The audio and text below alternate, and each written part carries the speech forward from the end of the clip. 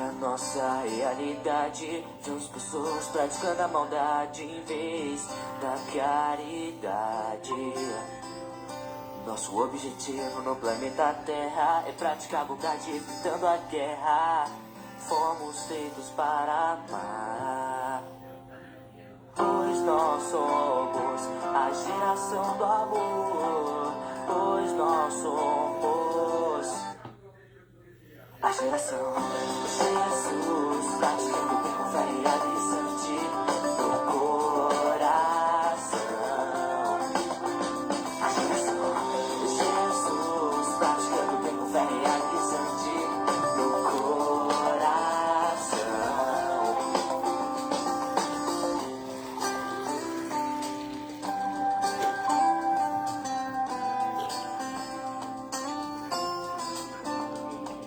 Aí a nossa realidade, vemos pessoas praticando a maldade em vez da caridade. Mas isso vai mudar. Nosso objetivo no planeta Terra é praticar a bondade evitando a guerra. Somos todos irmãos, pois nós somos a geração do amor. Pois nós somos a geração Jesus, praticando bem com fé e alisante no coração. A geração Jesus, praticando bem com fé e alisante no coração.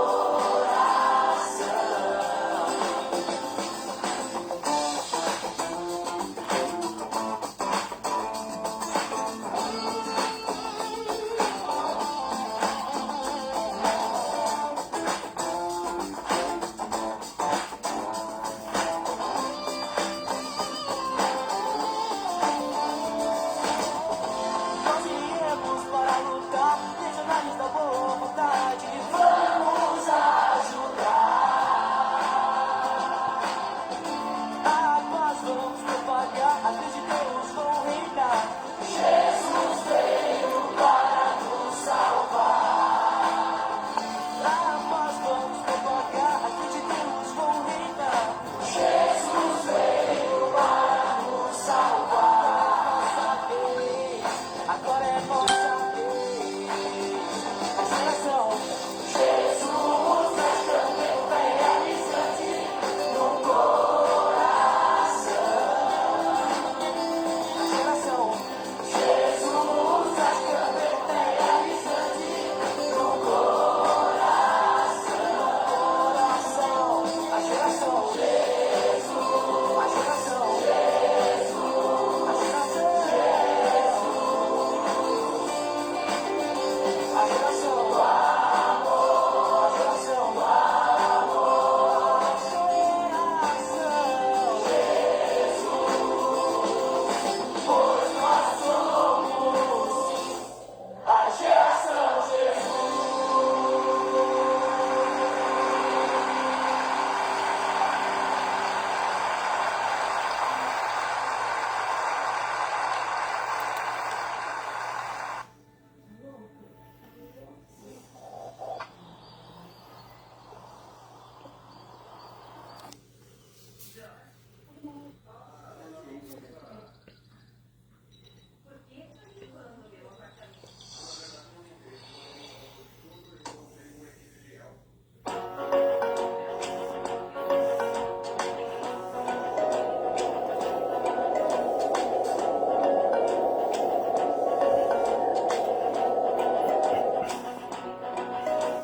Sinto a presença de Deus a cada prece que faço. Sua divina proteção guia os meus passos. As noites escuras, as pedras e os espinhos irei enfrentar. E quando o sol nascer, a Jesus agradecer. Seus ensinamentos vou propagar. O amor de Deus vai me ensinar como a caridade praticar. O amor de Deus vai nos unir para com Ele em frente seguir.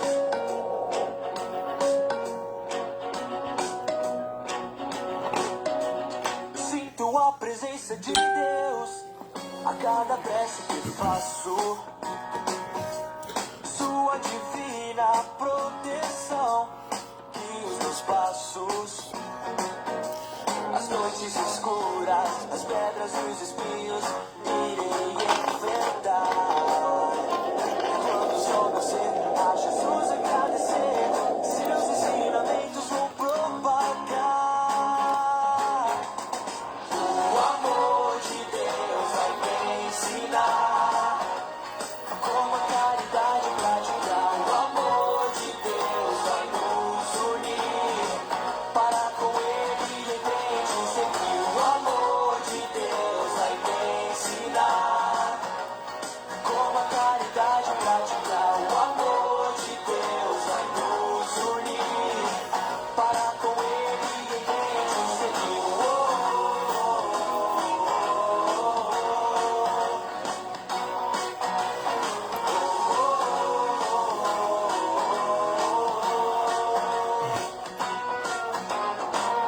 O amor de Deus vai me ensinar como a caridade praticar. O amor de Deus vai nos unir para com Ele em frente seguir.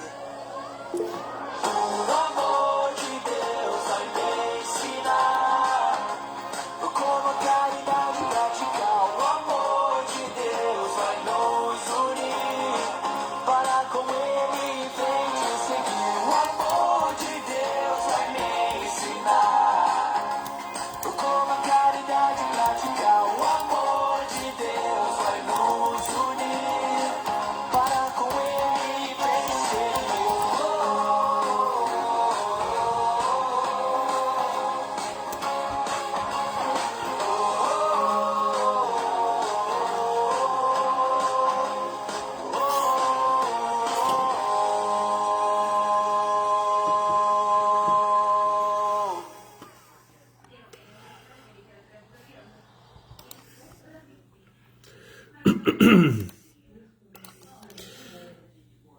Olá, gente querida, Deus está presente, viva Jesus em nossos corações para sempre.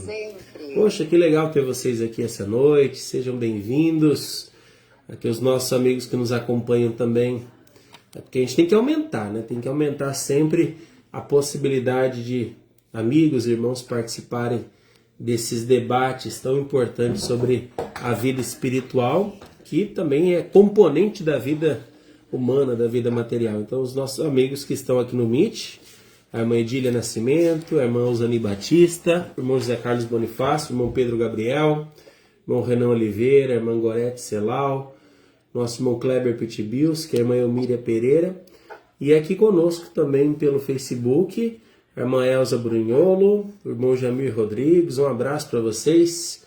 O irmão Jamir Rodrigues lá de Engenheiro Beltrão e a irmã Elza de Curitiba, capital paranaense.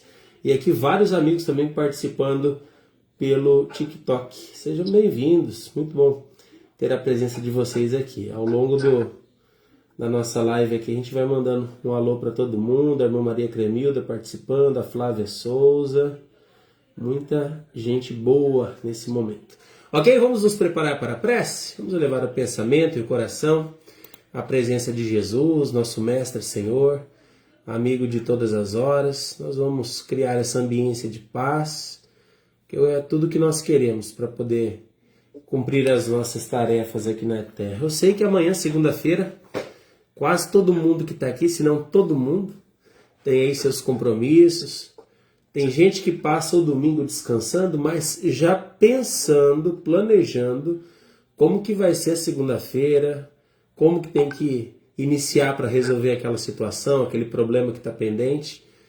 Então vamos fazer essa conexão com Deus, porque quando entramos nessa vibração de Jesus, os problemas eles começam a se desfazer, eles vão se fragmentando e a nossa mente vai se tornando mais propensa a entender a solução daquela circunstância ao qual nós vamos enfrentar. Então fechem seus olhos, aqueles que assim quiserem, elevem seus pensamentos, o coração a Jesus, tranquilizem agora o respirar de vocês. Sabem que essa é uma técnica milenar, muito antiga, trazida por tantos e tantos estudiosos que já comprovaram que o controlar da respiração faz com que a gente acalme os nossos nervos, com que o estresse diminua, com que a mente possa ficar mais propensa à tranquilidade. Vamos fazer isso então. Vamos acalmar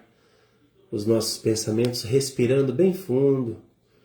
Vamos nos concentrando tão profundamente que a gente começa a sentir essa energia que está à nossa volta, porque nós não estamos sozinhos, em nenhum momento nós estamos sós nesse mundo, nós somos sempre acompanhados.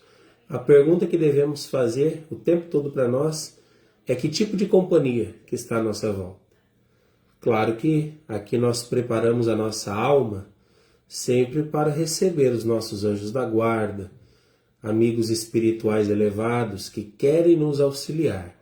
Mas se por alguma questão de necessidade nós sejamos instrumentos para ajudar algum irmão, alguma irmã que se aproxime de nós pedindo auxílio, que possamos, Senhor Jesus, ser preparados para isso, de forma que o nosso cumprimento, a nossa missão aqui na Terra também não seja abalada, porque se estamos reencarnados, é claro que em maior proporção o nosso trabalho é de estender a mão para os encarnados, pela caridade, pela solidariedade, mas também, Senhor Jesus, nos colocamos como instrumentos para expandir esse amor para aqueles irmãos que já não pertencem mais à jornada humana, mas que de alguma forma ou outra ainda estão com o coração necessitados de um abraço, de um esclarecimento, que possamos ser agora, nesse instante, esse conforto espiritual a todos eles.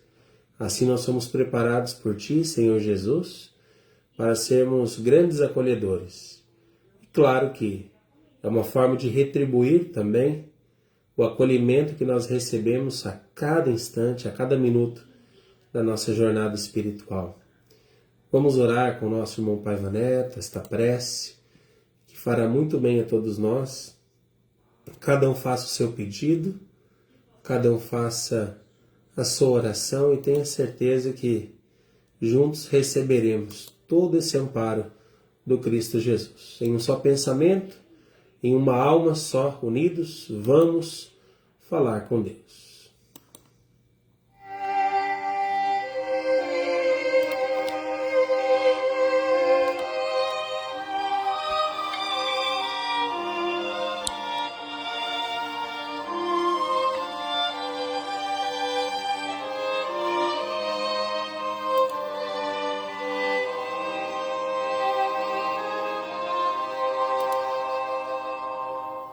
Bem, estou aqui com o livro Ao Coração de Deus, Coletânea Ecumênica de Orações, lançamento da editora Elevação.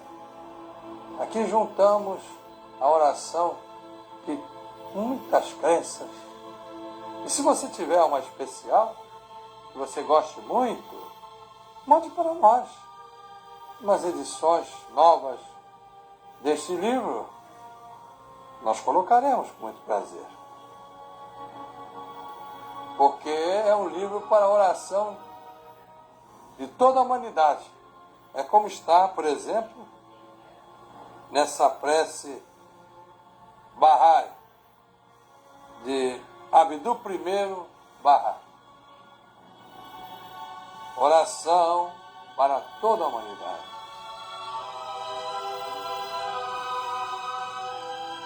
Ó Tu, Senhor bondoso,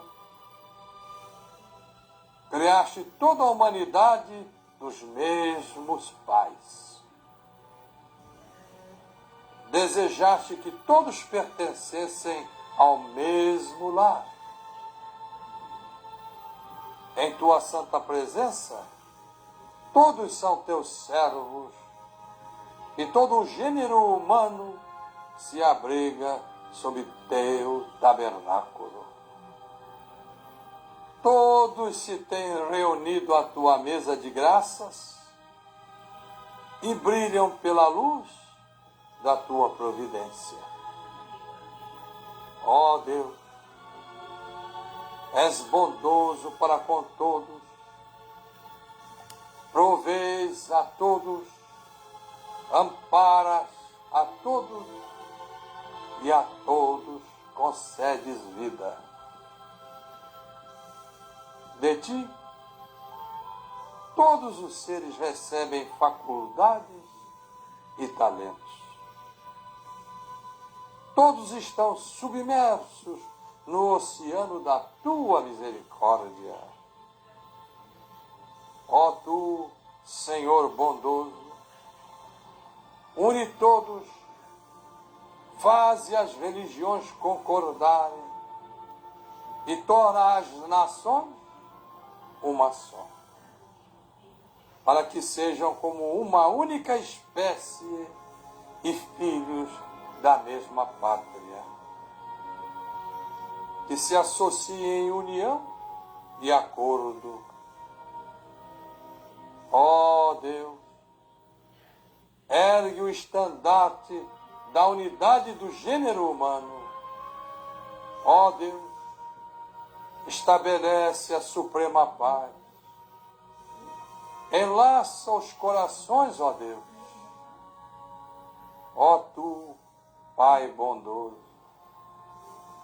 extasia os corações com a fragrância do teu amor. Ilumina os olhos com tua luz, que guia e alegra os ouvidos com as melodias da tua palavra e abriga-nos no recinto da tua providência. Tu és o grande e poderoso, és o clemente, aquele que perdoa as faltas da humanidade.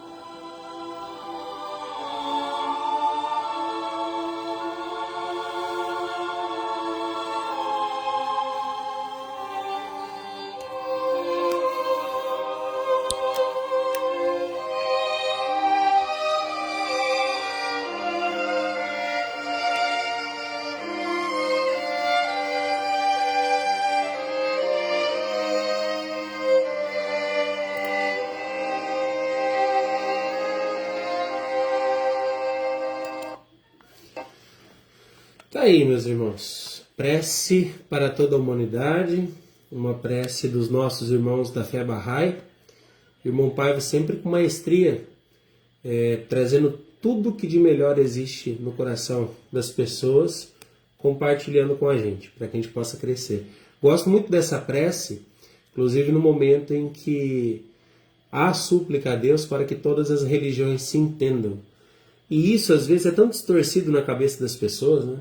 As religiões se concordarem, mas todo mundo então vai ter que pensar igualzinho, vai ter que chegar só nesse uníssono de todo mundo acreditar nas mesmas coisas. Não é isso.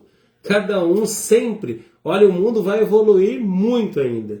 E eu digo para vocês, no auge da evolução, lá no pico da evolução, onde todo mundo almeja chegar, vai existir pessoas pensando de uma forma e pessoas pensando de outra. Isso não vai mudar.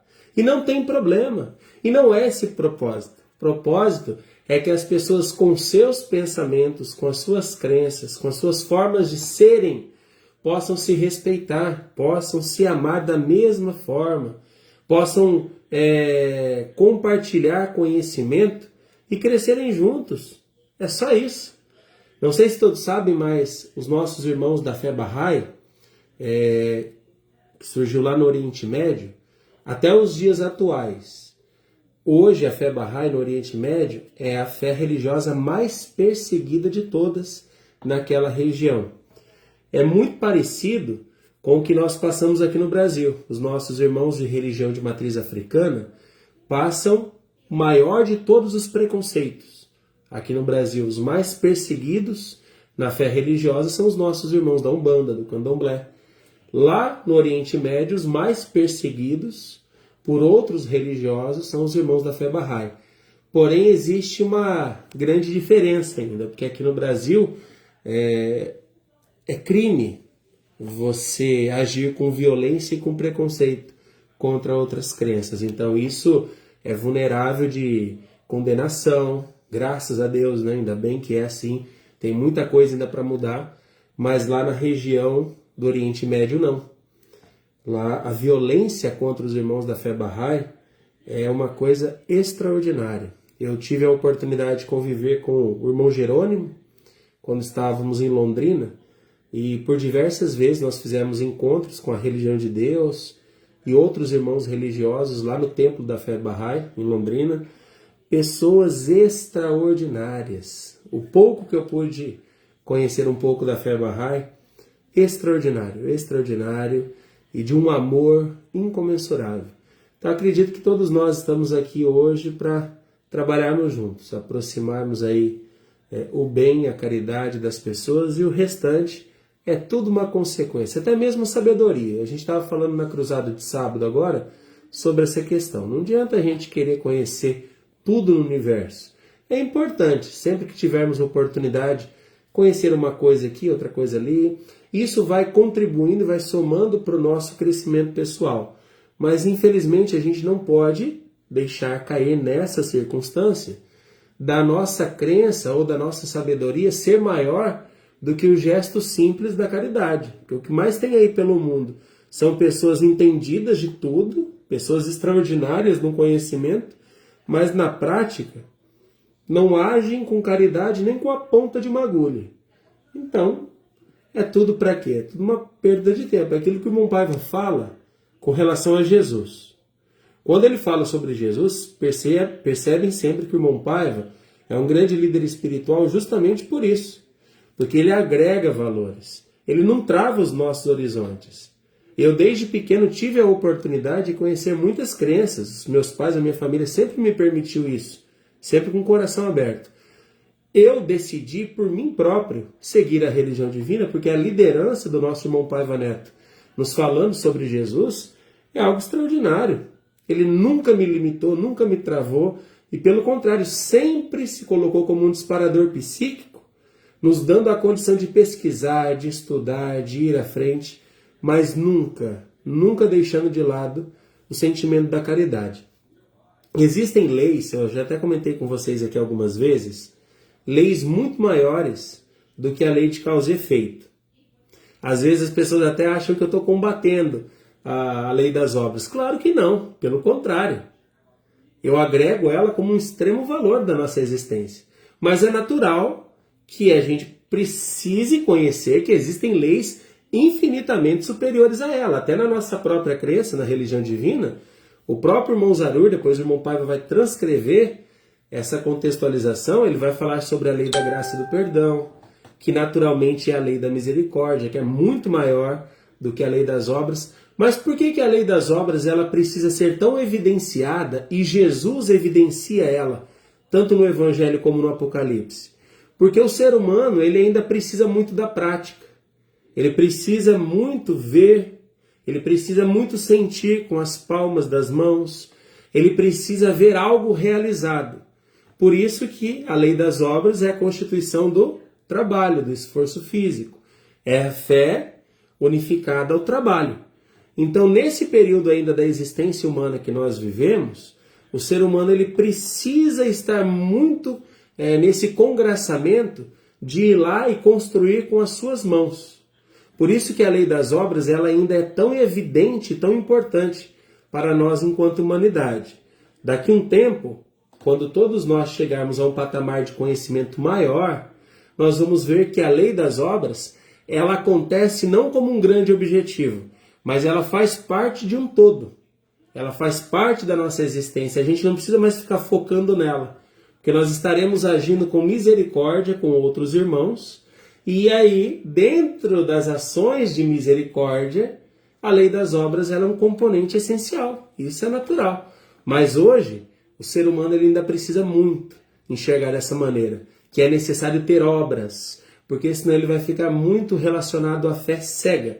E esse tem sido, ainda nos dias atuais, um dos maiores problemas religiosos, que ao invés de colocar o ser humano no caminho, na trilha, até os braços de Deus, coloca na trilha do fanatismo, do orgulho, né, da ignorância, de tantas situações que ainda existem por aí.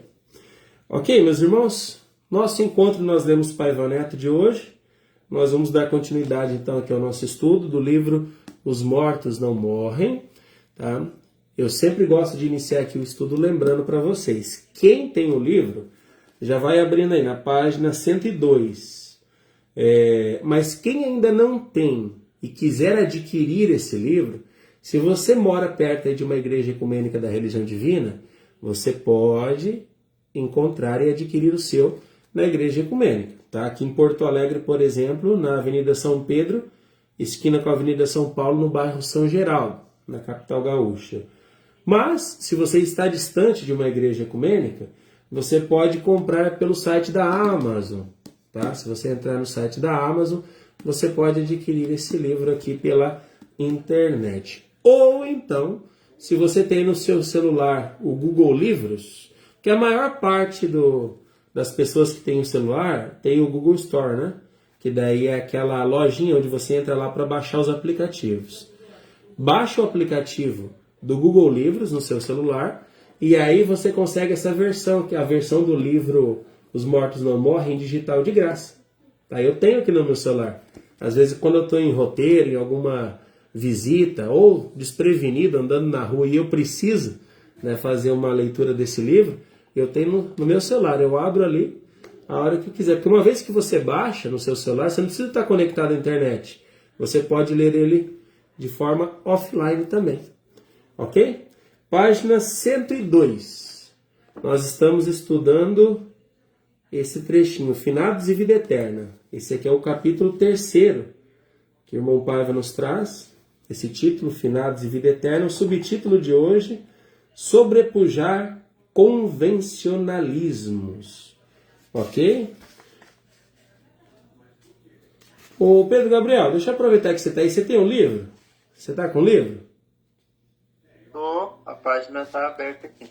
Tá, eu vou pedir então o seu auxílio hoje. A página 105, que é o amor solidário e a reta justiça. Depois você pode ler pra gente? Posso ler sim. Então fechou. Então vamos lá. Sobrepujar convencionalismos. Há quem possa sorrir dessas modestas ilações. No entanto, indispensáveis cultores do intelecto não se podem designar a si próprios. Digamos para argumentar como partidários de convicções inamovíveis.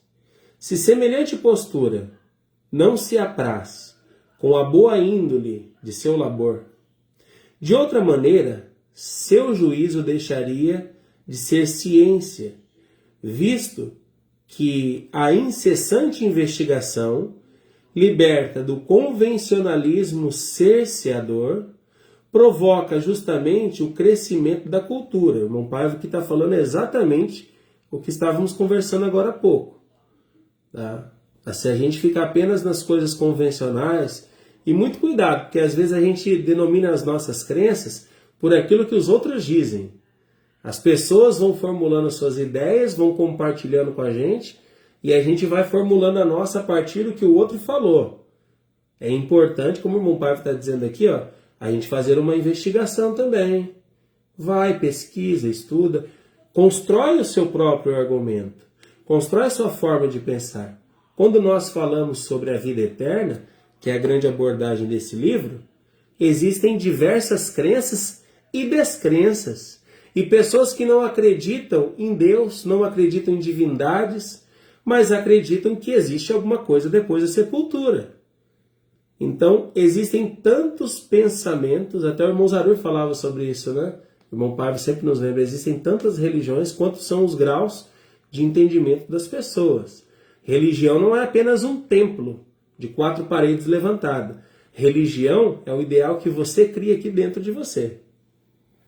Ele vai dizer, no prefácio de A Física de Jornada nas Estrelas, livro de Lawrence Krauss, e o Dr. Stephen Hawking, 1942 a 2018, renomado físico britânico, que ocupou a cátedra de Isaac Newton, 1643 a 1727, como professor lucasiano, emérito de matemática na Universidade de Cambridge, um irmão cético, a certa altura, além de afirmar que a ficção científica de hoje é muitas vezes o fato da ciência de amanhã, oferece-nos este raciocínio. Então veja só o que ele vai falar.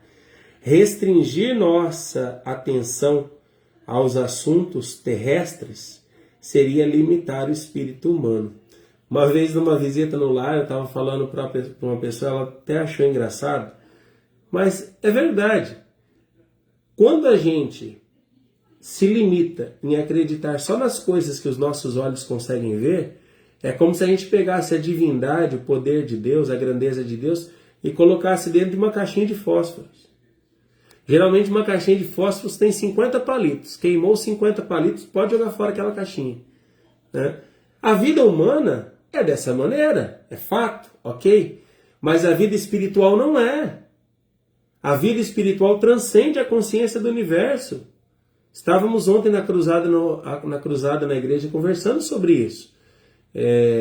Dr. Bezerra de Menezes, se eu não me engano, ou André Luiz, não me lembro exatamente, vão nos dizer, um amigo espiritual, eles vão nos dizer que cada planeta são colocados ali espíritos que geralmente estão na mesma linha de pensamento, na mesma linha de maturidade. E aí vocês podem pensar assim, poxa, mas e aquela pessoa honesta, trabalhadora, está na mesma linha de uma pessoa que é bandida, que é desonesta, que faz o mal, que é um assassino? Em termos da grandeza de Deus, de compreensão do universo, sim, todos nós aqui na Terra estamos nesse processo de aprendizado, de crescimento, mas geralmente na mesma linha de pensamento. Existem circunstâncias de planetas ainda muito diferentes do nosso. Então existem humanidades que habitam outros planetas mais elevados ou outros planetas menos elevados que têm uma compreensão de vida extremamente diferente da nossa. Por isso que o nosso papel, e Deus faz isso como uma grande estratégia, é a gente trabalhar dia após dia para sermos mais afinados na relação uns com os outros, para termos mais paciência uns com os outros, para sabermos amar uns aos outros. E isso a gente vai construindo, não é do dia para a noite, dentro de casa. Tem pessoa que reencarna dentro da própria família e tem ódio contra aquele familiar. Claro que a gente sabe que pela lei da reencarnação, muitas pessoas trazem pendências do passado. Mas é dentro da família, como o irmão Pablo vai dizer, que deve florescer os sentimentos mais ternos e sublimes do ser humano. E dali o que acontece? Você vai multiplicando para outras pessoas que de uma forma ou de outra, querendo você ou não, começa a agregar a sua família. O irmão Paiva, ele vai encerrar aqui esse trechinho dizendo para nós. É pertinente citar o trabalho do respeitado psicólogo norte-americano e PhD em filosofia, Dr. Raymond Moody, sobre as experiências de quase morte. Isso aqui é uma coisa bem legal, viu? Pesquisem aí. Eu sei que o Pedro, o Renan gostam bastante de pesquisar. Eu estudo muito, gosto muito de estudar sobre essas experiências de quase morte. É muito interessante. Em seu livro, A Vida Depois da Vida, ao apresentar o resultado de centenas de casos pesquisados por ele, ele argumenta assim, parece-me estar aberta a possibilidade de que nossa incapacidade atual de construir, entre aspas, provas, pode não representar uma limitação imposta pela natureza das experiências de quase morte em si. Em vez disso, talvez seja uma limitação dos modos de pensamento científico e lógico atualmente aceitos. Talvez a perspectiva dos cientistas e lógico do futuro será muito diferente. Perdão. Deve-se lembrar que, historicamente, a metodologia lógica e científica não são sistemas fixos e estáticos, mas sim processos dinâmicos e crescentes. Aquilo que aprendemos sobre a morte pode fazer uma importante diferença na maneira como vivemos nossa vida. Isso é fato, viu? Se as experiências... E olha, vou abrir um parênteses aqui. Isso aqui não é para criar nenhum alienado não, tá? Porque tem muita gente que pensa, mas a vida continua, então eu tenho que tomar cuidado, porque senão se eu errar aqui, eu vou pagar do lado de lá. E tem gente que vive uma vida inteira se penalizando por isso. Tá? Colocando um fardo, um flagelo nas costas. Não é assim. Levem a vida com leveza. Não acreditem que vocês não vão errar. A gente erra, a gente está propenso ao erro. Agora, o quanto que eu consigo me perdoar e me corrigir para poder seguir em frente com coragem? É esse que é o ponto. Deus é pai, Deus não é um julgador, não. Passou da hora da gente ficar tirando Deus de carrasco, que ele não é isso, não. Chega disso. Isso é uma das piores escravaturas que a religião impôs no ser humano. Se as experiências do tipo que discute aqui no livro são reais, elas têm implicações profundas naquilo que cada um de nós vai fazer com sua vida. Então seria verdade afirmar que não podemos entender essa vida completamente até ter um vislumbre do que acontece além dela. E encerra o irmão Paiva dizendo: a vida prossegue, mesmo no cadáver, que se dispõe na multidão de corpúsculos. Reitero que não devemos fugir da pesquisa imparcial sobre a morte. Se existe uma impossibilidade neste orbe, é a de alguém conseguir desviá-la do próprio caminho. Ok? É isso, meus irmãos. A gente está num processo de aprendizado, de crescimento, e a cada momento, não esperem outra coisa, tá? Não esperem vocês ficarem perfeitões naquele conhecimento para depois compartilhar. Nós não vamos chegar a esse nível, não. Conforme nós vamos aprendendo, com humildade, nós vamos compartilhando com outras pessoas. E assim nós vamos fazendo aquele processo que o meu pai sempre nos falou da caixa d'água, lembra? Se a água ela fica parada dentro da caixa, ela vai apodrecer. Engraçado que tem gente que ainda olha assim e fala: olha, eu tenho a minha caixa d'água lá que está lotada. Meu amigo, está tão parado aquilo que a hora que você for ver, sai verde. Está um lodo podre aqui. Conforme você vai compartilhando, a matemática divina é assim. Quanto mais você compartilha, mais aquela caixa ela se enche. Porque daí você vai permitindo com que a válvula faça a reposição da água que está lá dentro. E essa reposição, por exemplo, eu não posso dizer, eu, Renato, que eu tenho exatamente os mesmos pensamentos que eu tinha 10 anos atrás. Graças ao bom Deus. Não. As coisas vão mudando. E a gente vai se reformando, a gente vai sendo cada dia melhor. Pedro, eu vou te passar a palavra, se você quiser trazer um comentário antes da leitura. Daqui a pouquinho eu vou compartilhar com vocês um pequeno vídeo, que em todos os nossos encontros aqui a gente está falando um pouco das crenças das religiões milenares, que falam sobre a vida após a morte. Tá? Então hoje eu vou trazer um pequeno... Eu não encontrei um vídeo falando sobre a crença da vida após a morte do zoroastrismo, tá? Que depois do hinduísmo é a segunda, considerada, né, a segunda crença mais antiga da humanidade. Mas eu vou trazer aqui um pequeno videozinho, do Discovery, que vai falar um pouco sobre a crença, como que ela surgiu, a crença do zoroastrismo. E posteriormente eu vou falar para vocês aqui como que é a crença desses nossos irmãos com relação à vida após a morte. Bom, Pedro, por favor. Eu vou seguir a leitura. Eu acho que tu comentou muito bem, que eu acho que é interessante ver como a Igreja de Deus e os livros do irmão Paiva conseguem abordar assuntos tão importantes, tão interessantes, e transcendem esse espectro da religião, assim, e faz a gente investigar a vida e praticar, né? Praticar as coisas, não só investigar, mas como o irmão falou, praticar, né? Aí ele segue ali no subtítulo: Amor solidário e reta justiça. Aí diz o irmão Paiva: há décadas, o sempre lembrado Zarur concluiu que Deus criou o ser humano de tal forma que ele só pode ser feliz praticando o bem. Aí continua o irmão Paiva: razão porque necessária se faz a constância do amor solidário e do respeito à reta justiça, que não se confunde com vingança. Às vezes a gente pensa muito em resolver os problemas do mundo na base da violência, né, da vingança. Aí ele continua: desde que o coração da pessoa de pensamento mais refinado até o do ser mais simples, a fim de derruir a mentalidade esterilizadora do ódio. E o ódio acaba esterilizando, ou seja, eliminando a possibilidade de crescimento de uma raiz que vá perdurar para mais tempo, vai como se fosse um herbicida ali que acaba com a lavoura do ódio, do bem. Né? Ele vive a castrar o avanço tão delituoso da civilização, o ódio, né? Que nos tempos atuais, lançada à condição excessivamente carnal, sucumbe na irrealidade desesperadora.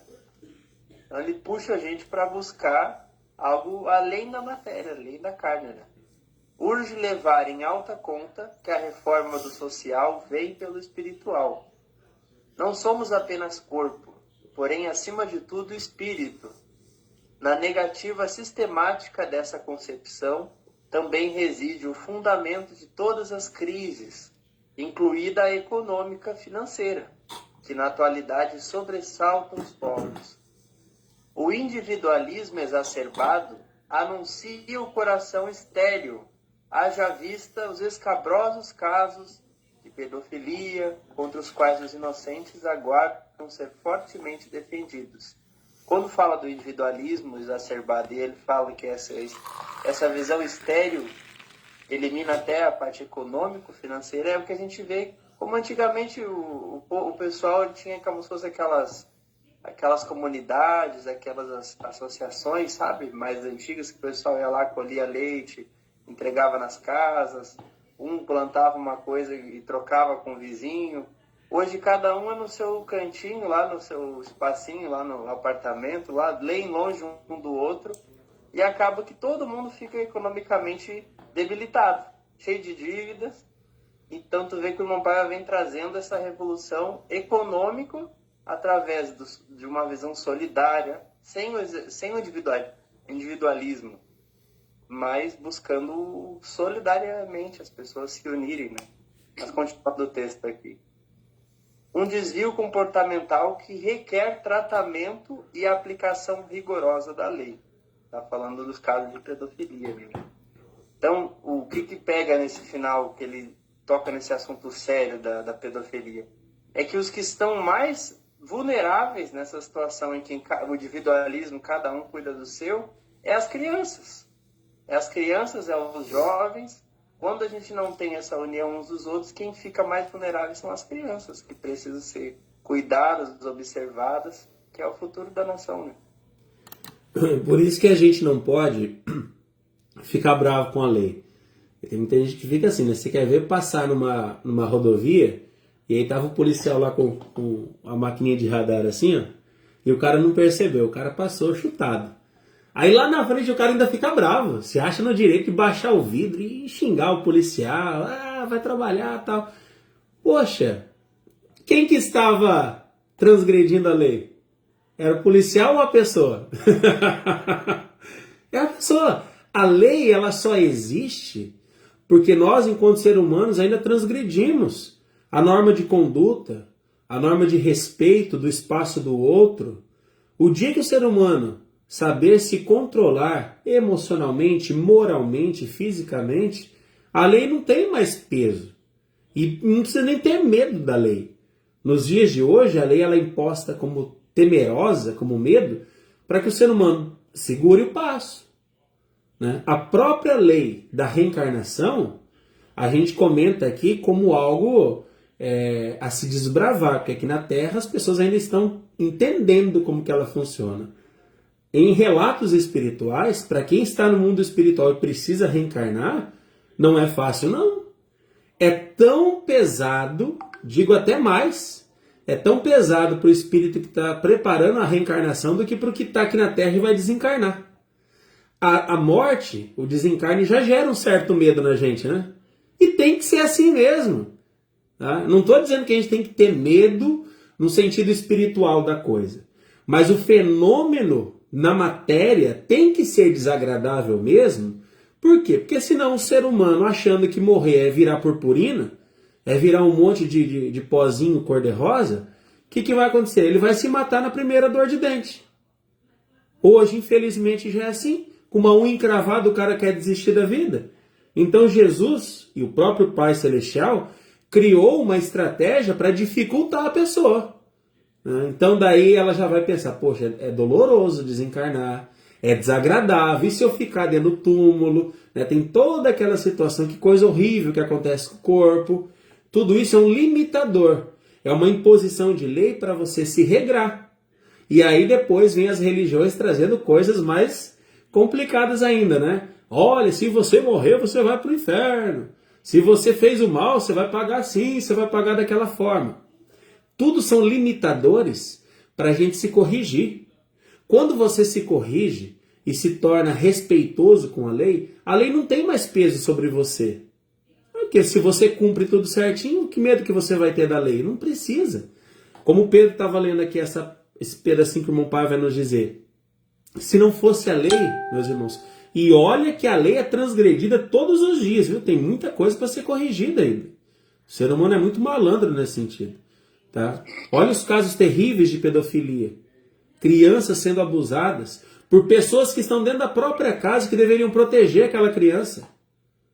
Às vezes a gente pensa, a pedofilia é só lá fora. Não.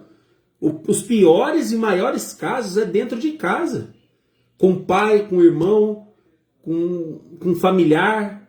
Então isso tem que ser levado muito a sério. E as leis precisam ser cada vez mais firmes para poder corrigir essa postura, porque não é uma postura física das pessoas, mas é uma postura hedionda moral, que se a pessoa não corrigir pelo senso do espírito, ela vai sempre ficar deturpada e o espírito ele vai se viciando naquela condição. Né? Então, de encarnação em encarnação, de vida em vida, ele é capaz de se enterrar cada vez mais naquelas circunstâncias. Bem, meus irmãos, muito bom, né? A gente vai entrando nesses assuntos e a cabeça da gente vai abrindo um leque. Claro que o nosso tempo aqui ele é curto, não dá tempo às vezes da gente entrar. Ontem eu estava falando para os irmãos lá na igreja, né? Quem participou na cruzada, surgiram algumas dúvidas ali durante a cruzada, alguns irmãos fizeram perguntas. Aí eu até estava comentando, olha, depois a gente pode conversar sobre esses assuntos no particular, porque às vezes numa reunião pública a gente não tem tempo suficiente para poder esclarecer e dar a devida atenção que aquele assunto merece. Aí você vai tentar rapidamente querer resolver e falar sobre aquilo, aí você deturpa a situação e a pessoa sai dali com uma visão totalmente errada. Então a gente precisa ter muito cuidado com isso. Deixa eu compartilhar com vocês então aqui o videozinho sobre uma dessas... Quando nós chegarmos, eu estou trazendo aqui a cada domingo, a cada encontro nosso, uma dessas religiões milenares. Quando nós chegarmos lá na nossa, que é a nossa crença geral, que é o cristianismo, aí nós vamos fragmentar ela, tá? Porque dentro da ramificação, o cristianismo dele vai se ramificar. Ele se ramifica em protestantismo, em catolicismo, na própria Umbanda, no Candomblé, no Espiritismo, enfim, e centenas de outras ramificações. Aí a gente vai trazendo aqui um pouco desse conceito. E eu sempre lembro aqui nos nossos encontros, a gente não faz isso para querer descobrir e entender totalmente a crença do outro. Não é isso. Mas é só para a gente entender que desde milênios, o ser humano compreende a vida eterna. Da sua maneira, da sua forma, mas isso não é uma crença religiosa atual. Ela ainda, nos parâmetros que nós falamos aqui, sobre a vida espiritual ser parecida com a vida material, ela é recente essa forma de pensar, e ela não é a maioria. Mas, com o tempo, o ser humano ele vai chegando nessa compreensão, não por uma questão de imposição religiosa, mas para entender que Deus quer o melhor para cada um dos seus filhos. E nós fazemos parte desse grande projeto da família de Deus. E aí nós vamos crescendo, vamos aprendendo, vamos estendendo o nosso amor para com todos. Então é um trechinho de 2 minutos e meio de uma matéria do Discovery falando um pouquinho sobre a crença do zoroastrismo. E aí posteriormente a gente vai falar sobre a crença deles com relação à vida após a morte.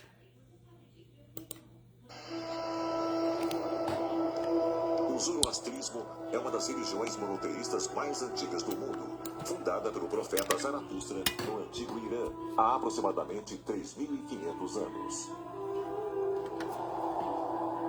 A figura central da religião é um poderoso deus chamado Ahura Mazda, que é geralmente retratado sentado dentro de um disco alado. De acordo com a história registrada em um texto conhecido como Vendidade, esse deus enviou um aviso convincente a um jovem sacerdote chamado Iyima a respeito de um iminente cataclismo. Ahura Mazda falou ao grande rei Iyima que haveria um terrível desastre. Uma serpente gigantesca desceria dos céus até a terra. Ora, parece ser um cometa ou um meteorito grande caindo do céu.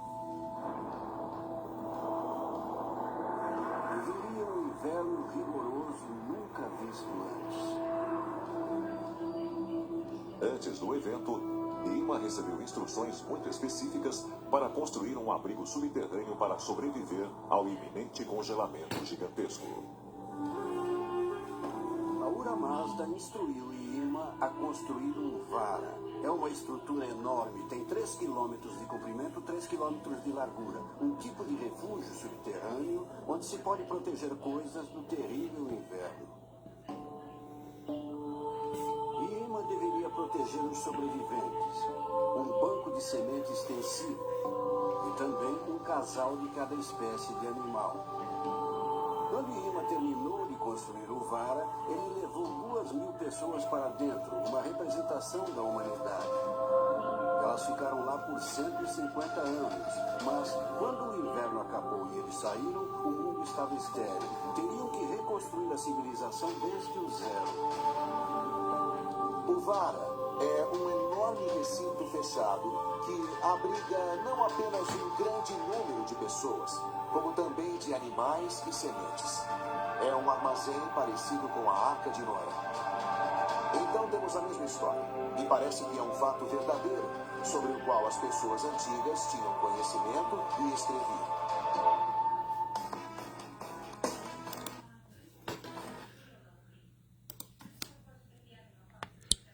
E aí, lembrou vocês de algum ponto da crença judaica e cristã?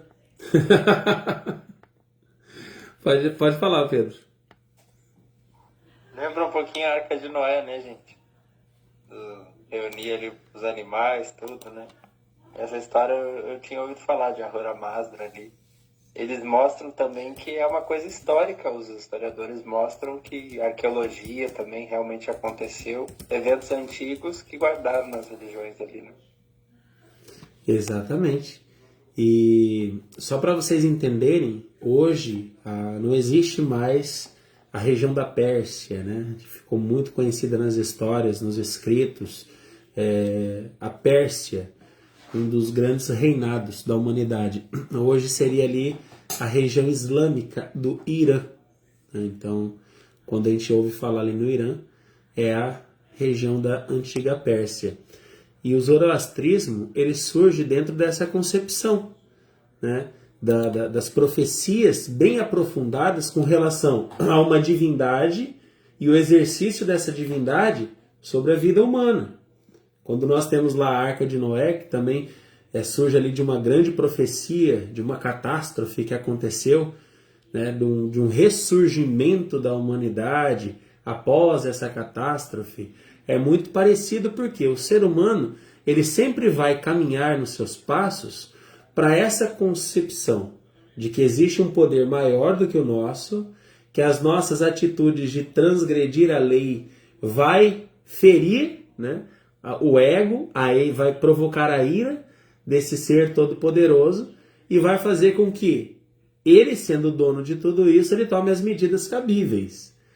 Toda essa crença, tanto do zoroastrismo, que lembra muito as crenças trazidas por Moisés, lá no princípio, né, do judaísmo, que fundamenta até hoje a lei do judaísmo, que nós vamos falar num outro momento. E nós temos como herança, tá? Os cristãos carregam como herança, inclusive faz parte da Bíblia Sagrada, a Torá. A Torá é o livro dos judeus e nada mais é do que o nosso Antigo Testamento. Então, dentro dessa concepção, nós sempre vamos ter a lei como uma base de fundamentação da vida.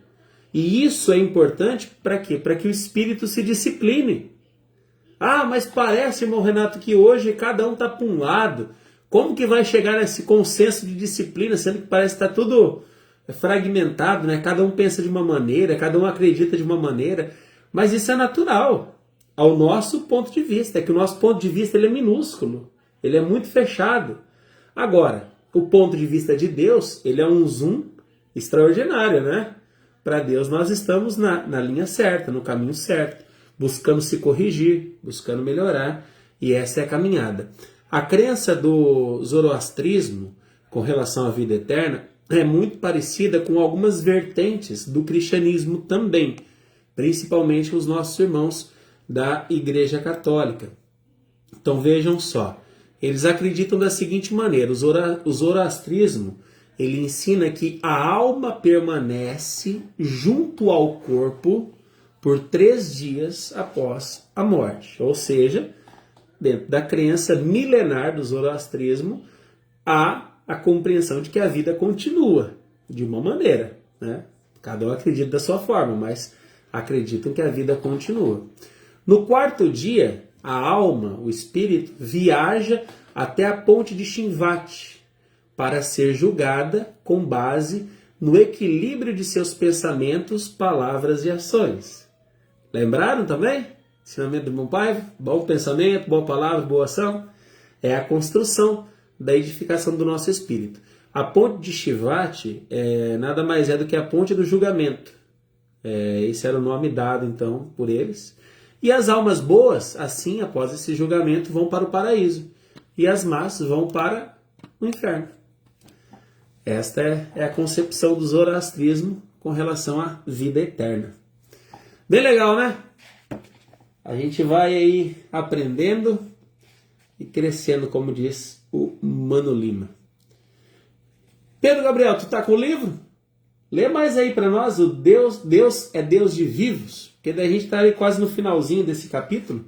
A gente encerra esse capítulo aqui hoje.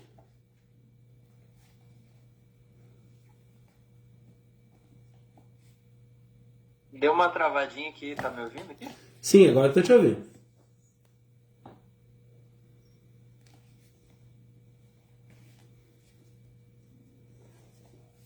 Deus é Deus de... Você não acredita? Tem todo direito. Mas e se for verídico?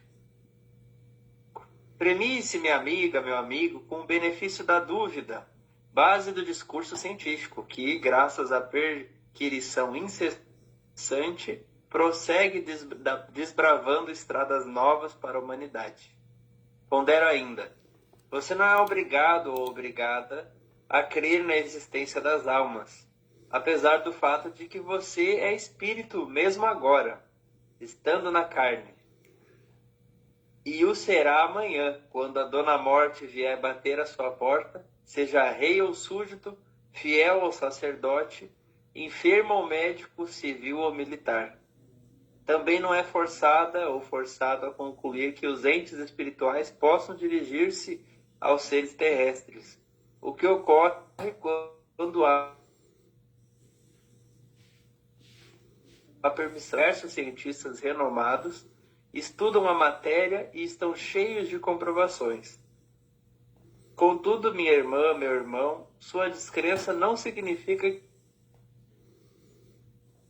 que eles não existam ou que estejam condenados à mudez permanente. Diz Jesus, o médium de Deus na terra, no seu Evangelho segundo Marcos, capítulo 12, versículo 27. E temos aqui enfatizado: Deus é Deus de vivos, não de mortos. Como não crerdes nisso, andais muito enganados. Aí prossegue o irmão Paiva. E é o Cristo que está afirmando. Portanto, Deus não é morte, é vida, e vida eterna. Com isso, o próprio Mestre revelou que o Pai Celestial universalmente governa seres imortais. Então, todos nós, né? Se for colocar, Deus não nos criou para nos matar. Então, a vida não cessa com esse fenômeno do corpo físico, né? E isso faz com que a gente tenha esperança.